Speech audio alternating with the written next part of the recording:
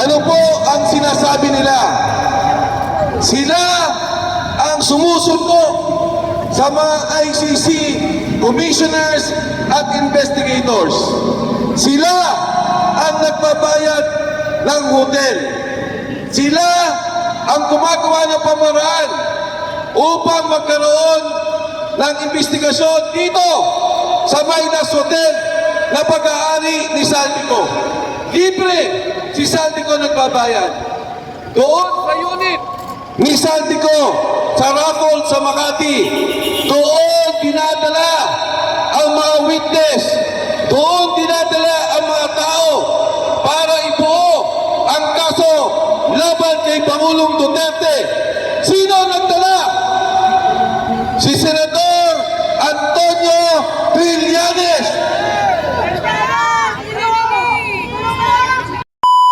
Pagpapakilala sa lahat po ng mga kasama natin, isang maalap na hapon sa inyo lahat. Alam niyo mga kasama, narito tayo ngayon para gunitahin mula ng isang taon nang kinidnap ang Pangulong Duterte. Bakit ko sinabing kinidnap? Ang kumidnap ang sarili nating gobyerno. Kailan lamang nakasama natin ang 18 marino, yung ating 18 brave Marines. Ano po ang sinasabi nila? Sila ang sumusuko sa mga ICC commissioners at investigators. Sila ang nagbabayad ng hotel. Sila ang gumagawa ng pamaraan upang magkaroon ng investigasyon dito sa Midas Hotel na pag-aari ni Saldico. Libre si Saldico nagbabayad. Doon sa unit ni Saldico sa raffle sa Makati, doon dinadala ang mga witness, doon dinadala ang mga tao para ibuo ang kaso laban kay Pangulong Duterte. Sino nagdala? Si Senador Antonio Trillanes. Nangyari ang investigasyon 5 taon matapos tayo na mawala sa ICC. 5 taon, wala na tayo. Ginawa ang investigasyon. At hindi lang basta-basta investigasyon. Inayos ang kaso. Inilabas ang mga testigo. Hindi para tingnan ang katotohanan. Hindi para ayusin ang hustisya, pero para kidnapin at ikulong si Pangulong Duterte sa The Hague, Netherlands.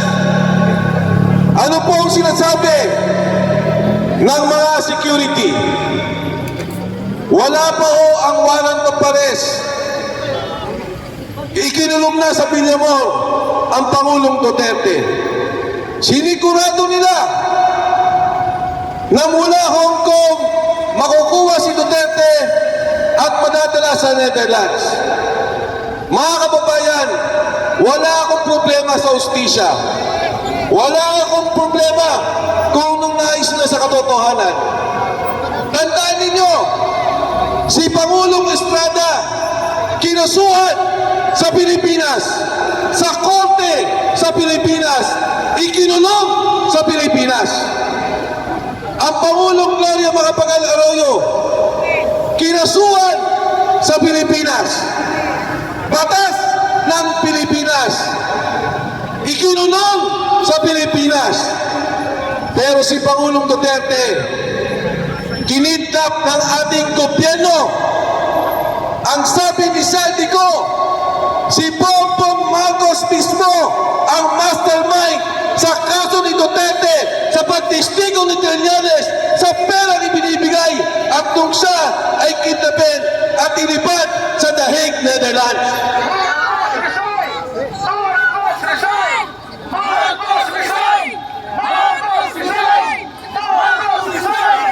Bakit tayo nandito sa Supreme Court? Bakit tayo narito sa Korte Suprema? Alam niyo ba na ang ICC, ang ibig sabihin po niyan, pagka ang isang bansa magulo, walang kaayusan, ang mga korte ay hindi nagpa-function o walang independensa ang korte, doon lamang dadalhin sa ICC. Pero dito mo ba gumagana ang korte ng Pilipinas? Gumagana! Wala ba ho tayong korte? Meron. Mabagal nga lang. Kaya po ang Korte Suprema dapat magsalita dahil ang pagkaka-aresto ni Duterte ay sampal sa Korte Suprema, sampal sa Korte ng Bayan, sampal sa batas ng Pilipinas. Mga kasama, noong lumabas si Sergeant Gutesa, sinabi niya na sa amin ang ICC. Sabi namin sa kanya, Sergeant Gutesa, siguro hindi panahon na banggitin mo ang ICC. Alam niyo, ang sabi ni Sergeant Gutesa, ang matataas na mga opisyal ng gobyerno nasa Maidas nagpo-monitor sa pag-aresto kay Pangulong Duterte. Ano ang sabi ng 18 sundalo? Magmula pa ng airport, ibibigay ng tao ni Senador Trillanes ang susi sa mga hotel nila. Pagsundo sa mga investigador, dadali nila sa mga hotel, ibibigay ang susi. Susunduin nila gamit ang kotse ni Saldico. Magmula doon, pagpunta ng Maidas Hotel, susunduin ang mga gusto nilang testigo. Susunduin yung gusto nilang magsalita laban kay Pangulong Duterte. Gamit ang pondo ni Saldico. Gamit ang hotel ni Saldico.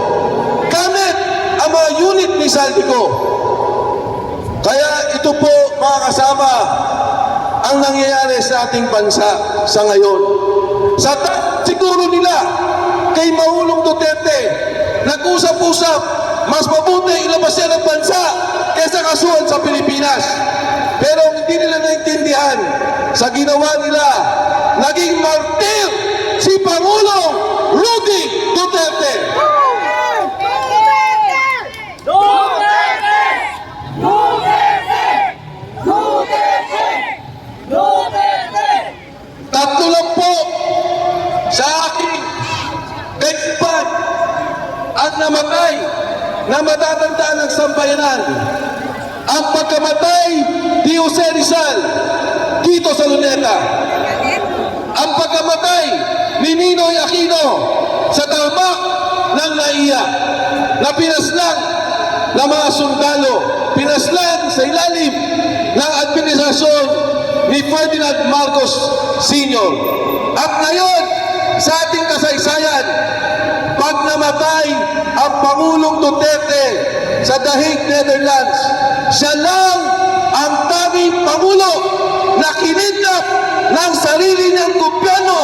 Takot sa kanya dahil sa politika, kinipit ang isang Pilipino, ang isang leader na minamahal ng sambayan ng Pilipinas. Yan po, walang iba, kundi ang Pangulong Rodrigo Duterte. Yung pong 18, kinasuhan po. Ako mismo, kinasuhan. Ang isang magaling at matapang na abogado, Attorney Levi Baligot, kinasuhan po nila. Kinasuhan dahil nagsabi ng katotohanan sa pagnanakaw ng pondo ng bayan.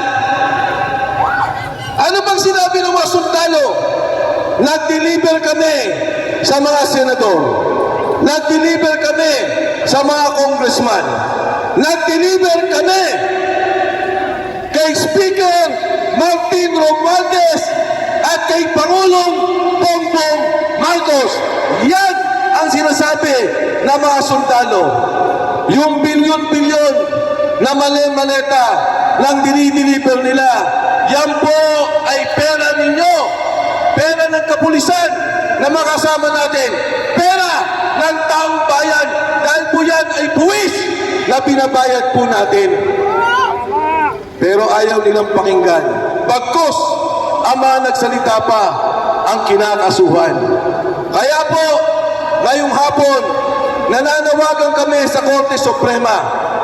Baka kayo na lang ang institusyon na maaaring magbigay hustisya sa sambayanan. Ayaw mag-imbestiga ng Kongreso dahil kasama sila sa binibigyan ng pera. Ayaw mag-imbestiga ng Senado dahil binibigyan sila ng mali-malitang pera.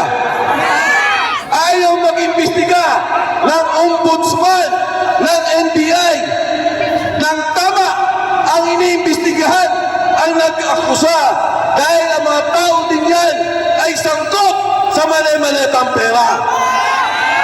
Kaya po sa Korte Suprema, ito po mustisya na hinihingi, ibigay po naman ninyo. Dahil pag wala nang tatakbuhan ang sambayanan, pag wala nang masumburan ang sambayanan, baka po pati ang mga pulis na nandito, kaming lahat, ang sambayanan Pilipino, magsama-sama para palitan ang gobyerno nagpapahirap sa sambayanan Pilipino. Mabuhay ang Pilipinas! Mabuhay ang Pangulong Duterte! Maraming salamat po. Ayan, maraming